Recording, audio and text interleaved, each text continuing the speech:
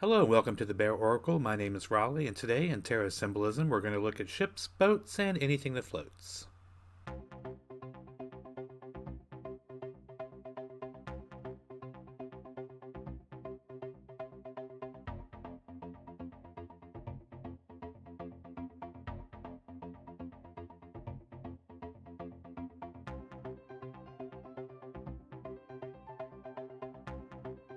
The first thing I want to actually examine is the role of backgrounds in the tarot cards. So, all bodies of water are symbolically connected to our emotions.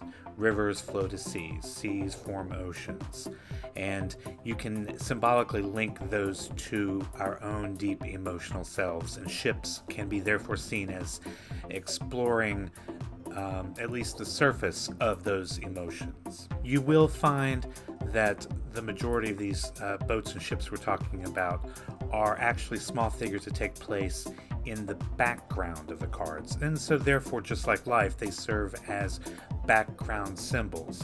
So, that's sort of what's going on to provide a bit of context for the main action on a card. So, whatever the main figures in the foreground are doing, they don't exist in a vacuum. So there's always going to be those mountains or pillars, angels, clouds, in this case ships and boats, floating in the background. We're going to start with a heavy hitter and start with a death card. Did you know that it is not on the eyes but in the mouth that you place the coin? That's correct, yes. Over the years, we've always heard from a dead man's eyes, but in ancient times, you would have put the coin in the mouth of the deceased, and that was the coin that they would give to the ferryman in order to ferry them from the land of the living across the river Styx into the underworld. So if you look very carefully in the background, you will see that there's a tiny ship there sailing on a river. And if you think about it, any sort of travel, any kind of change is a transition from one state to a new state. So you're never the same person when you're finished making that particular crossing. That's certainly true for the death card. There's kind of this whole idea of life and time, death, and it's all sort of caught up in this river Styx sort of imagery that's lurking in the background. On the ferry between life and death, you can't take anything with you. So even if you're looking at the realities of travel and not the symbolic ones, for instance, we talk about luggage and people carrying luggage with them, but that's not the sort of thing that you can actually take with you if you need to learn the lesson of the death card, to get rid of the old in order to allow the birth of the new. So here again, I like the sort of travel imagery going on in the background. I think it sort of lightens the mood, which we'll certainly see in the next card. In the tarot business, we can be sometimes deadly serious, and we shouldn't be. And I think the Two of Pentacles is a good reminder that laughter and playing games and being silly are equally as moments of soul and moments in which our lives can be enriched and we can achieve enlightenment. The Two of Pentacles here is definitely the go with the flow card. And you need to maintain a sense of humor in order to deal with the ups and downs of life. Listen, it's always changing, and I think that in the background it's there to remind us that as much as we're juggling and laughing, that we really do have to keep in mind that everything changes. So whatever current position we're in, things will be different. From a practical standpoint too, keep in mind that the Two of Pentacles, much like a ship tacking through big waves, can also signal sometimes just a change in direction, a course correction, if you will. The Three of Wands is sometimes referred to as a gate card, and I think this is a lovely image because whereas in a lot of the other cards, the actor is facing us, in this case, he's facing away, and so we can actually stand next to him and gaze out at those ships in the harbor. Are they sailing in? Are they bringing in good news? Are they bringing in profits from overseas ventures? Or are they sailing out? Are they off to explore new worlds? Are they looking for new opportunities? The importance of the ships in the harbor in the background is that the Three of Wands often represents something on the querent's mind, that they are thinking about something that will be taking place in the future. So here again, the rest of the cards in the tarot spread can provide a background as to what it is that's preoccupying her or his mind. Harkening back to the death card, here on the Six of Swords, we see someone being ferried across a body of water.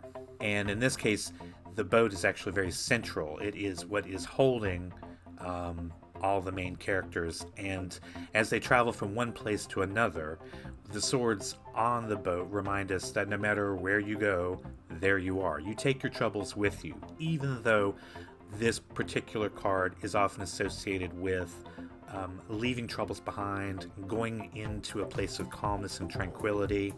It's always good to remind ourselves that our anxieties are not our realities. So the things that we fear that are always with us may not ever come to pass. And the Six of Wands gives us a respite from those fears, that for once we can be carried to a place of rest.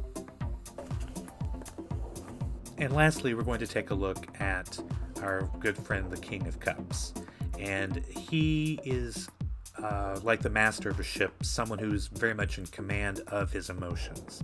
He is someone who is there to provide good advice. He has experienced all of the things that we've seen on the other cards. He's had the up and downs of the Two of Pentacles. He's had the successful ventures of the Three of Wands. And he has gone to the island of tranquility from the Six of Swords.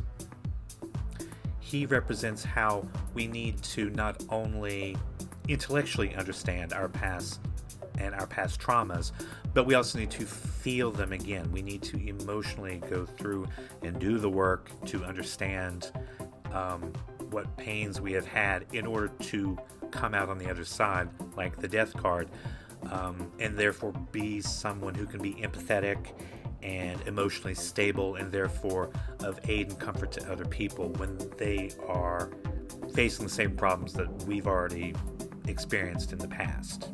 So the King of Cups is definitely a sign that a situation requires caring and empathy, and perhaps even seeking the advice of someone who is well schooled in these sorts of matters. He often represents a lawyer, a doctor, a counselor. So a couple thoughts about ships and boats. The displacement of the water by the hull is symbolically associated with the separation between life and death. So I chose the Death card at the beginning of this for a good reason. The cavity also recalls the divine feminine. In fact, the moon is often referred to in nautical terms as she sails upon the ship of clouds. Crossings, odysseys, voyages, and therefore by extension any kind of change from one state to another, even something as simple as crossing a river, can be seen in these sort of symbolic terms. When you get to a river that you can't walk across, then you have to take a boat, and therefore it requires a lot sort of extra work. And keep in mind that mankind has been floating on logs and then tying them together as rafts long before we ever invented the wheel. So this is definitely an ancient and rooted symbolism in the human psyche. We still use nautical terms to describe a lot of our lives. We navigate our emotions. We have lost our moorings. We're feeling anchored, or we're feeling adrift. And of course, someday my ship will come in, like on the Three of Wands. So ships can carry cargo, they can carry passengers, they can be pleasure ships, they can be warships. So take a look at these things. Now, if your tarot deck doesn't have those images specifically, then thinking in the same sort of terms, that anything that transports a wagon or a train or an airship, a balloon for instance, carries that same idea of taking someone from one state, if you will, to another. Also, take a look at those animals that exist sort of in between the water and the land, like crabs, for instance, that are comfortable both in the waves and on the beach, or swans paddling along on the water You can think of otters, you can think of dolphins. A lot of these animals have a lot of the same associations, and whenever you see them pop up, give thought to how they too represent vessels displacing the water on the boundary between life and death, and how they too can be seen metaphorically as taking people on voyages of self-discovery. I'm Raleigh, this has been the Bear Oracle, and as always, remember, the magic is in between the cards.